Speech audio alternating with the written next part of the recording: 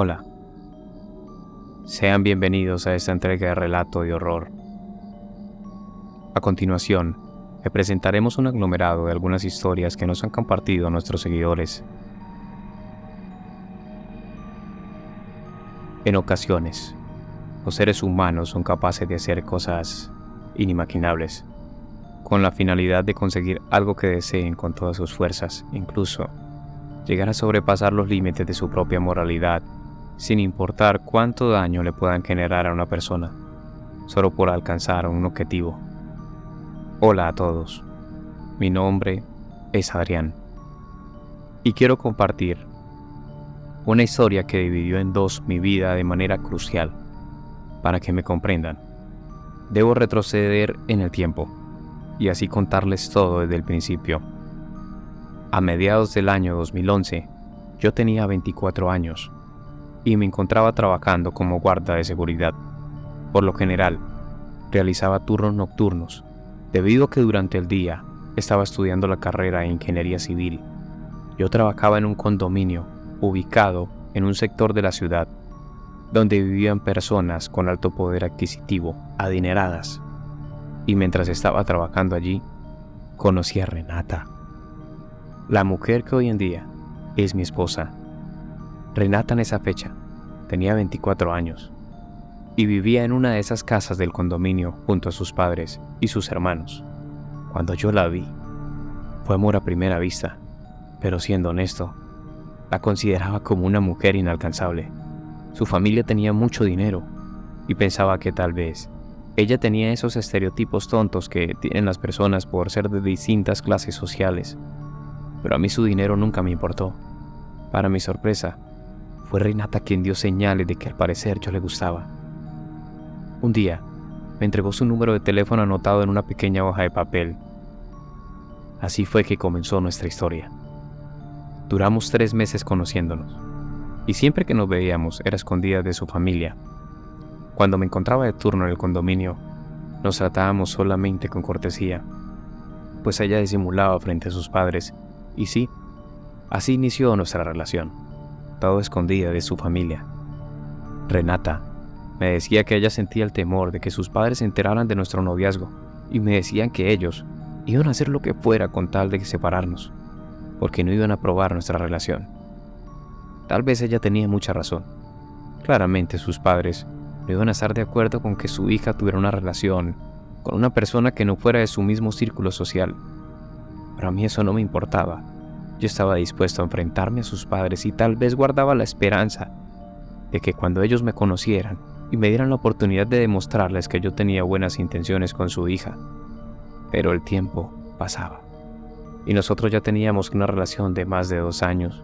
Incluso, yo ya me había graduado como ingeniero civil y renuncié a mi trabajo de guardia porque encontré un empleo en una de esas empresas de construcción más grandes del país. Comencé a tener mejores ingresos y en cada pago ahorraba algo de dinero, preparándome para el momento en el que Renata y yo por fin pudiéramos construir nuestro hogar, porque ella ya estaba próxima a graduarse como dentista, y su condición siempre fue que nos esperaríamos mientras ella terminaba sus estudios para que formalizáramos nuestra relación. Para ser honesto, en este punto, yo estaba un poco cansado de esa situación y mi insistencia era tanta que mi Renata finalmente decidió contarle la verdad a sus padres. Y como era de esperar, su reacción no fue para nada positiva. Para ellos, su mundo de privilegios y estatus social no incluía la idea de que su hija se relacionara con alguien como yo, un hombre humilde y trabajador. Y como ya ustedes se imaginarán, en la casa de mi esposa comenzaron un mundo de problemas. Sus padres insistían en que ella debía irse a estudiar para los Estados Unidos una especialización en ortodoncia maxilofacial, porque ese siempre había sido su sueño. Le prometían que le rentarían un departamento y que allí iba a vivir muy cómodamente mientras estudiaba. Pero esta propuesta tan tentadora en realidad no era más que una excusa para separarnos y que termináramos nuestra relación. Tal vez pensaban que allá ella se olvidaría de mí y se conseguiría a alguien mejor o que estuviera a la altura de ellos. Mi esposa rechazó esta oferta y nosotros optamos por seguir nuestra relación a pesar de la oposición de su familia. Pero esta vez decidimos dar un paso adelante y empezar una vida juntos. Renata consiguió empleo como dentista en una clínica y con nuestros ahorros logramos comprar algunas cosas y alquilar una casa, no tan cómoda como en la que ella vivía, pero era nuestro hogar y solo eso nos importaba. Nuestro objetivo era claro: construir un futuro y poder ser felices. Sin embargo, lo que no esperábamos era que el destino nos jugaría una mala pasada y tendríamos que enfrentarnos a la adversidad, producto de la malicia de mi suegra, pues sus intentos por querer separarnos se volvieron cada vez más evidentes y desesperados. Para todo esto, ya había pasado un año, y durante este tiempo, la comunicación de mi esposa con sus padres era muy poca, hasta que llegó el momento más temido para nosotros. Mis suegros decidieron finalmente conocerme. Yo debo reconocer que siempre tuve la sensación de que ellos tenían malas intenciones, pero no quería decirle nada a Renata, porque ella estaba emocionada. Ellos organizaron una cena en su casa y aunque sentía un nudo en el estómago ante la idea de enfrentarme nuevamente a su desaprobación, decidí asistir. Recuerdo que ese día llegamos y desde el primer momento que puse un pie dentro de su casa, percibí la mirada de esa señora, cargada de menosprecio, fría e intimidante, pero no quise dejarme llevar por las malas impresiones y pensé que tal vez yo estaba siendo precipitado. Y la verdad, yo quería hacer feliz a mi esposa y estaba dispuesto a dar lo mejor de mí para tratar de llevarnos bien. Durante la cena, traté de ser lo más amable posible. Me esforcé por mantener la compostura y demostrarles que mi amor por su hija era sincero y muy desinteresado. Posteriormente, con el pasar de los días, aparentaban aprobar nuestra relación, pero eso solamente era una estrategia de mi suegra, porque realmente nunca fue así. A pesar de mis intentos por tratar de ganarme su aprobación, cada esfuerzo parecía en vano, pues el odio que especialmente la señora me tenía era muy fuerte. De repente, toda nuestra vida dio un giro innecesario e inesperado. La empresa en la que yo trabajaba se vio envuelta en una crisis financiera y debido a un recorte de personal, me quedé sin empleo de la noche a la mañana. A medida que pasaron las semanas, la incertidumbre y la preocupación se apoderaron de nosotros. A pesar de mis esfuerzos por encontrar otro empleo, enviaba mi hoja de vida y no la conseguía por ningún lado. Y sí, mi esposa estaba trabajando, pero su sueldo no nos alcanzaba para cubrir la totalidad de nuestros gastos. El tiempo pasaba y nuestra realidad se hacía cada vez más difícil. Los ahorros que habíamos acumulado se agotaron rápidamente. Nos encontrábamos luchando para llegar a fin de mes, viendo cómo se acumulaban los pagos, y la presión financiera aumentaba cada día, hasta que llegamos a un punto crítico en el que no tuvimos más opción que enfrentar la dolorosa realidad. Ya no podíamos seguir manteniendo nuestro hogar, y tuvimos que entregar la casa donde vivíamos, porque no nos alcanzaba para pagar la renta. De manera aparentemente muy amable, mis suegros le ofrecieron a Renata que nos mudáramos para la casa de ellos mientras lográbamos acomodarnos un poco, y como ya no teníamos más opciones, decidimos aceptar su oferta. Tal vez, yo siempre he sido un hombre muy noble, y pensaba que lo hacían con buenas intenciones. Sin embargo, los meses pasaban, y yo me sentía desesperado. No conseguía empleo por ningún lado. Me sentía un inútil, porque prácticamente era una carga para ellos. Pero eso no es nada. Lo peor estaba por venir. La situación se volvía más angustiante con cada día que pasaba. En medio de esa desesperación que sentía, mi salud comenzó a deteriorarse de manera inexplicable. Habían días en los que me daba un malestar intenso, que resultaba dejándome en la cama con fuerte dolor de cabeza, fiebres muy altas, difíciles de controlar, escalofríos y mucha fatiga. Cada vez que iba al médico, me recetaban medicamentos y me hacían análisis de sangre, pero siempre salían bien, y de manera repentina todo se me quitaba, y días después volví a enfermar. Era muy extraño. Un día, mientras me cepillaba los dientes, sentí un sabor extraño en mi boca y al revisar, noté que me sangraban las encías, porque se me había caído un diente. Los doctores no encontraban razón de por qué me enfermaba, y yo tampoco sabía qué me estaba pasando o qué era lo que tenía. Mi estado de salud comenzaba a decaer porque me empezaron a dar ataques de pánico, pues era terrible pensar que me iba a morir en medio de mi crisis. Sentía que mi corazón palpitaba con todas las fuerzas, como si se quisiera salir del pecho. Mis manos se dormían y sentía un cosquilleo por todo el cuerpo. De verdad que eso era muy espantoso. Eso no se lo deseo a nadie. En las noches, mientras dormía, me despertaba porque sentía como si alguien se parara sobre mi pecho, impidiéndome respirar, y sentía que se me cortaba la respiración durante algunos segundos.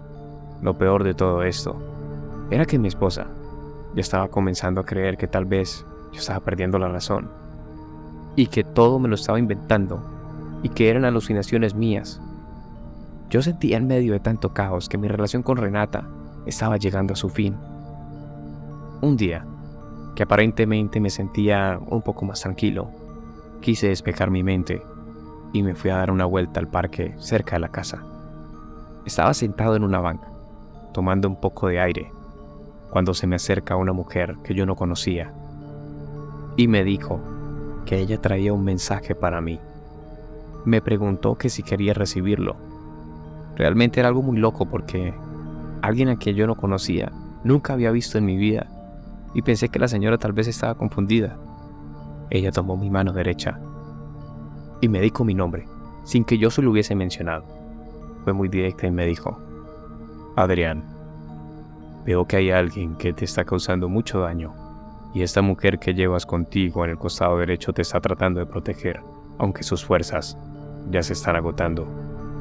Debes buscar ayuda rápido, porque sobre ti ha caído un maleficio muy poderoso que te va a llevar hasta la ruina total.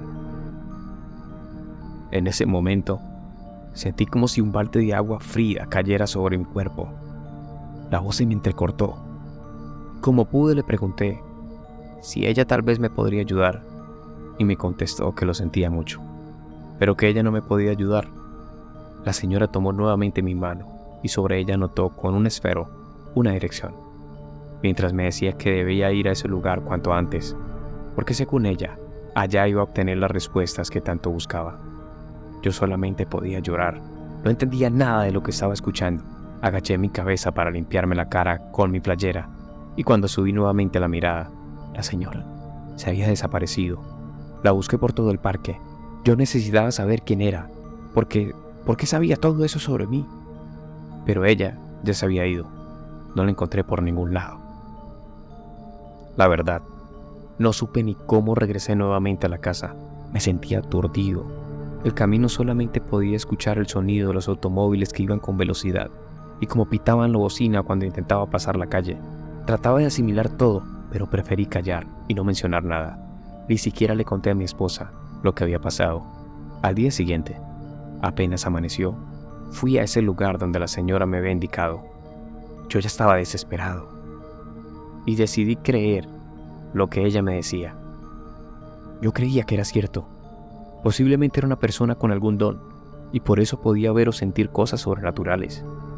En la situación en la que yo me encontraba, realmente no tenía nada por perder. Al ir a ese lugar, aunque debo confesar que yo siempre he sabido que existe la santería, porque mi abuelo era oriundo de Venezuela, pero él, en su juventud, llegó a México porque se enamoró de mi abuela. Él siempre me contaba cuando era niño que su padre era un santero en su ciudad, en Maracaibo, Venezuela, pero siempre decía que su magia era buena. Él podía realizar curaciones a través de plantas medicinales y mediante rezos curaba a los niños del tal conocido mal de ojo. También era un gran consejero espiritual. Mi abuelo decía que esa práctica espiritual provenía de su familia paterna, como un legado de generación en generación, y que antes de morir, su padre debía pasar el secreto a algún miembro, hombre, de su familia, que fuera descendiente de él. Pero lamentablemente, él falleció de manera imprevista en un accidente mientras montaba un caballo, y falleció al recibir un fuerte golpe en su cabeza. Entonces, no pudo pasarle su secreto a nadie, muriendo también esa tradición que provenía de su familia desde muchos años atrás. Entonces, debido a esas historias que yo escuchaba desde niño, siempre he sido muy consciente que así como existe la santería, También existe la brujería, que se utiliza con la intención de causar daño, pero nunca pensé que esto me pudiera pasar a mí. Entonces, al día siguiente, a primera hora me encontraba en la casa de esa señora. Recuerdo que me recibió una mujer de unos 60 años aparentemente. Vestía un vestido largo, color blanco, y su cabellera larga llena de canas. Fue muy amable al recibirme. Yo le dije que no tenía una explicación lógica del por qué me encontraba buscándola. Solamente podía decirle que una mujer que no conocía me había dicho que en ese lugar encontraría respuestas sobre lo que me estaba sucediendo. Ella sonrió y me invitó a que pasara y tratara de relajarme. Entramos a un cuarto y recuerdo que tenía sobre un escritorio cartas de tarot, piedras y cristales de colores que eran energéticos, y había en el ambiente un olor agradable como amaderado. Ella me dijo que no le contara ni le dijera nada sobre mí, ni cuáles eran los motivos por los cuales yo la estaba buscando. Me dijo que su nombre era Rebeca y que la persona que me encontré en el parque era su hermana, que ellas no suelen dedicarse a realizar ese oficio, pero habían casos en los que ellas personalmente hacían una excepción y trataban de ayudar a las personas que lo necesitaban, pues desde que eran unas niñas tenían el don de la clarividencia y veían cosas que no todos podemos ver, y en algunas ocasiones la gente al escuchar algo que no querían reaccionaban de forma negativa, y eso las había llevado a cerrar los portales y tratar de llevar una vida normal, ignorando esos mensajes que las personas que ya se fueron de este mundo quieren que les entreguen a los seres queridos. Luego Rebeca me tomó de las manos y susurró una oración.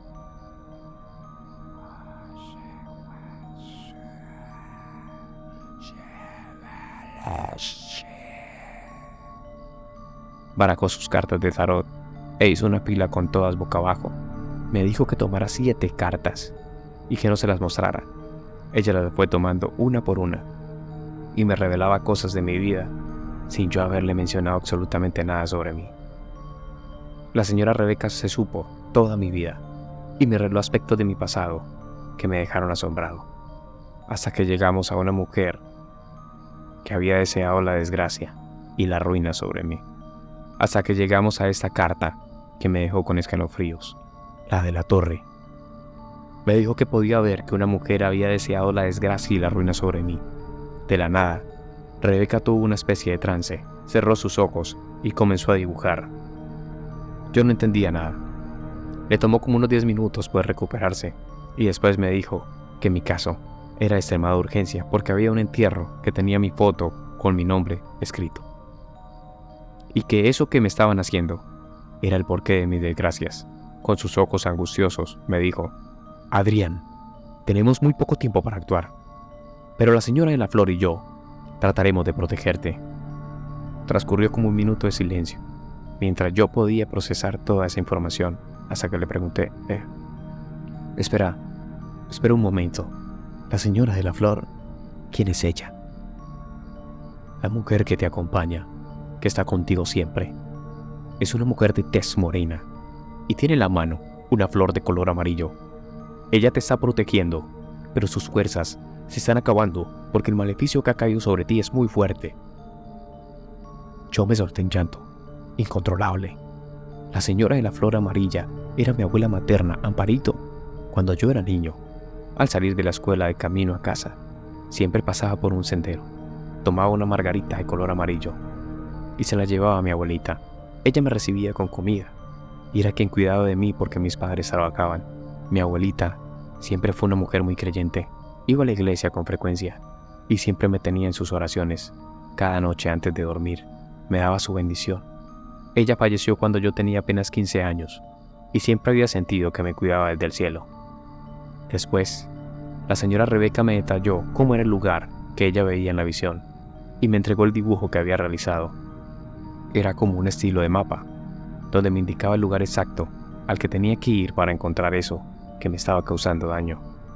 Me dijo que era un cementerio en un pueblo que quedaba a unas 4 horas de nuestra ciudad.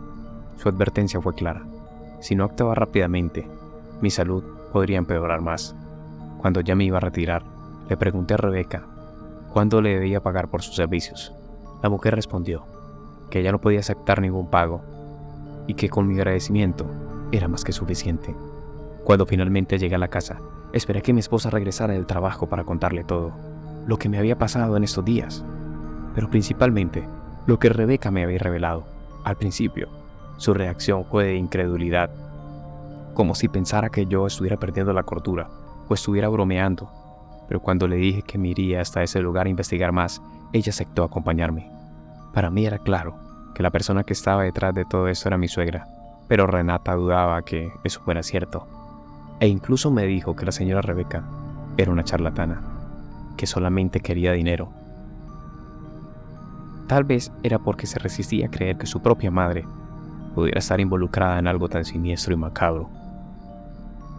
Esperando hasta el fin de semana, y nos fuimos para ese pueblo. Al llegar, buscamos el cementerio, y como eran las 4 de la tarde ya estaba cerrado. En las puertas del cementerio nos encontramos con 2 hombres. Uno era el guardián que cuidaba el lugar, y el otro hombre, el sepulturero del cementerio que estaba haciendo compañía al guarda. Al vernos, nos llamaron y nos dijeron que nunca nos habían visto en el pueblo, que si íbamos a visitar alguna tumba en especial. Nosotros les dijimos que no, y yo les conté cuál era el motivo por el cual estábamos en ese lugar. El sepulturero me pidió que le mostrara el mapa, y se inclinó para observarlo, más de cerca, y con cara de sorprendido afirmó que la estructura del cementerio se asemejaba notablemente a lo que estaba representado en ese dibujo. El sepulturero me dijo que me iba a ayudar porque él se había conocido de casos como el mío. Al parecer, tristemente, muchas personas van a ese cementerio a dejar entierros de brujería. Me dijo que debíamos aprovechar que el cementerio estaba solo para que nadie nos viera. Entonces, él buscó una pica y una pala y me llevó hasta el lugar exacto que me había indicado la señora Rebeca en el mapa. Para el sepulturero no fue difícil encontrar el lugar, debido a que en el cementerio es un pequeño, y justamente estaba cerca de un árbol de mango que nos sirvió como indicación. Al llegar, tal cual como lo indicó Rebeca, había una tumba con una lápida con mi nombre grabado. En ella, el sepulturero me hizo el favor de cavar. Y como a 1,5 metros de profundidad, encontramos un baúl de color negro, cerrado, con un candado grande. Yo seguí las indicaciones que la señora Rebeca me había dado.